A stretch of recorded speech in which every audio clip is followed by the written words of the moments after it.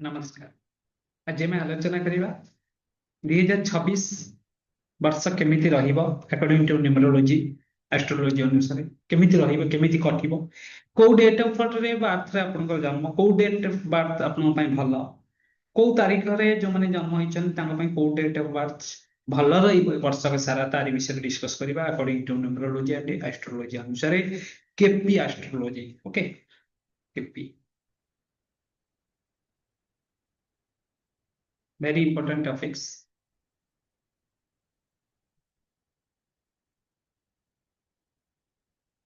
आम समस्त को जानवर अच्छे आमर निजर नॉलेज नबार अच्छे आ भीतर निहाती ओके देखो 2026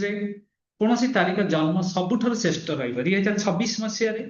जो मानकर जन्म हो तारीख को डेट ऑफ बर्थ सबुठ श्रेष्ठ रस्ट्रोलोजी और न्यूमरोलॉजी अनुसार निश्चित कर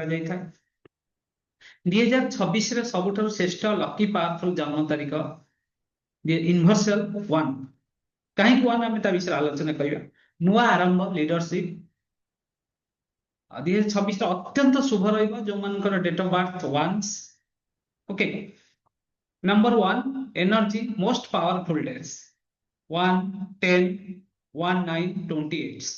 1 10 19 28 यही तारीख गुटे जन्म होता लोक जार डेट ऑफ बर्थ यही डेट पड़ता जातक अनुसार नट आधार कार्ड किंबा जो मैट्रिक सर्टिफिकेट से अनुसार कैलकुलेशन केबे करंतुनी रॉन्ग डिसीजंस जदि हम आरे विचारे जातक अनुसार आपन पर्टिकुलर रियल डेट रे आपन कैलकुलेशन करिवे देखिबे एही तारीख रे जन्म होइतिबा लोक बा शिशु माने leader intelligence confidence strong and future good success lux काहे की कहूची 2026 रे एही डेट ऑफ बर्थ बहुत मोस्ट पावरफुल डेट्स एंको लाइफ रे गोटे राजयोगर सुयोग तयारी हो कहीं ए वर्ष आपणकर 2026 हूँ सूर्यदेव वर्ष ओके सूर्यदेव वर्ष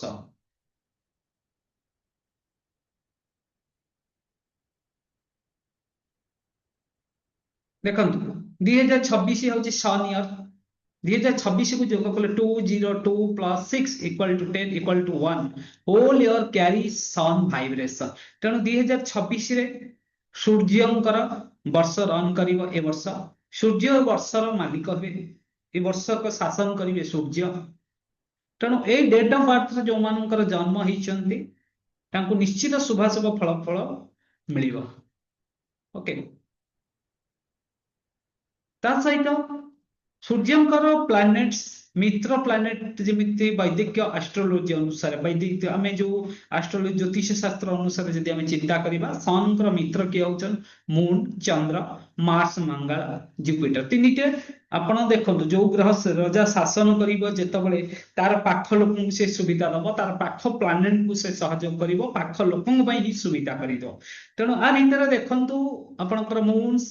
मार्स जुपिटर्स तीनोटी ग्रह अच्छा यही तीनोटी सन सहित मिली खूब शक्तिशाली परिमाण दे था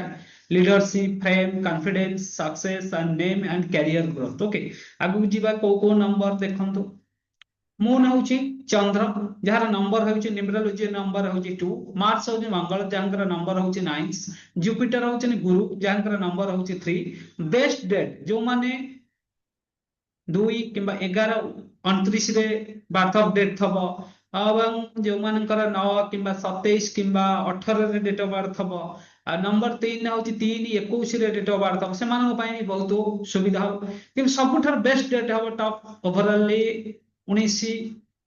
any month of most powerful sun numbers 1 any month 10 any month तापर आसीबो 3 12 26 1 5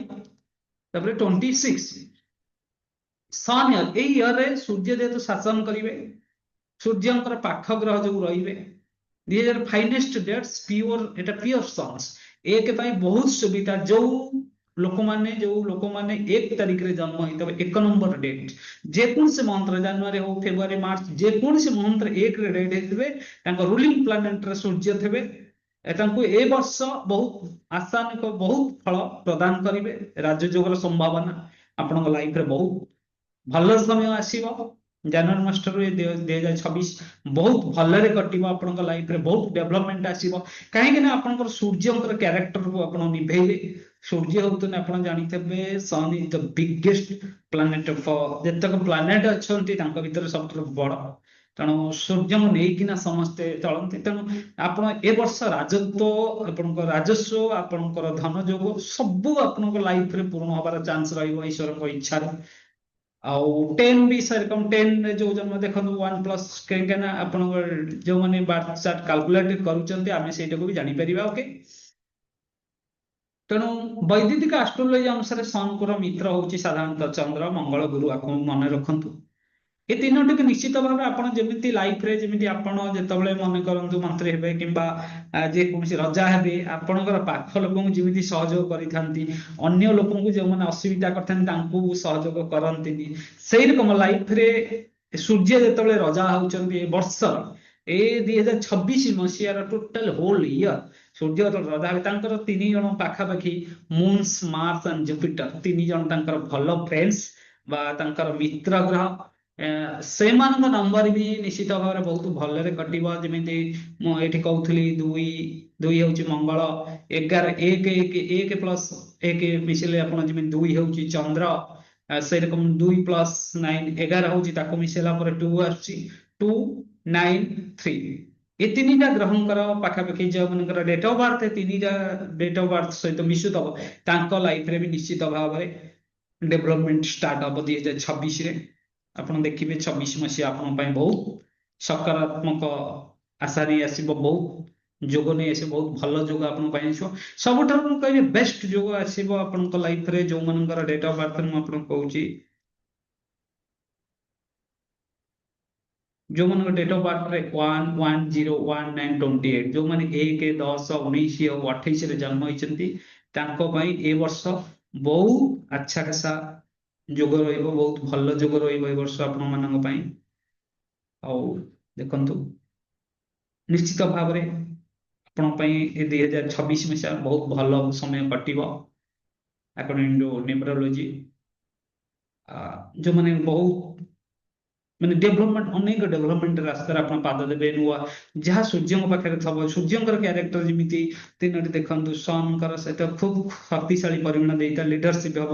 ଆପଣଙ୍କ ପାଖରେ ଫ୍ରେମ ମିଳିବ, ଆପଣଙ୍କ କନଫିଡେନ୍ସ ହବ, ଆପଣ ସକ୍ସେସ ହେବେ, ନେମ କ୍ୟାରିୟର ଗ୍ରୋଥ। ଏଇ ଯୋଉ ମାସର, ଏଇ ଯୋଉ ଯେକୌଣସି ମନ୍ଥ ହଉ, ଆପଣ ଜାନୁଆରୀ ହଉ, ଫେବୃଆରୀ ହଉ, ମାର୍ଚ୍ଚ ହଉ, କିନ୍ତୁ ଏ ଯୋଉ 4ଟା ଡେଟ୍ ବହୁତ ହାଇଲି ସେମାନେ ଡିମାଣ୍ଡିଂ ହେବେ, ହାଇଲି ତାଙ୍କର ଗ୍ରୋଥ ହବ, ଆଉ ତାଙ୍କ ଲାଇଫରେ ରାଜଯୋଗର ଚାନ୍ସ ରହିବ ବହୁତ। ତେଣୁ ରହୁଛି, ଯଦି ଟପିକଟା ଭଲ ଲାଗିଲା ସେୟାର କରନ୍ତୁ, ଭିଡିଓ ଦେଖନ୍ତୁ, ରହୁଛି।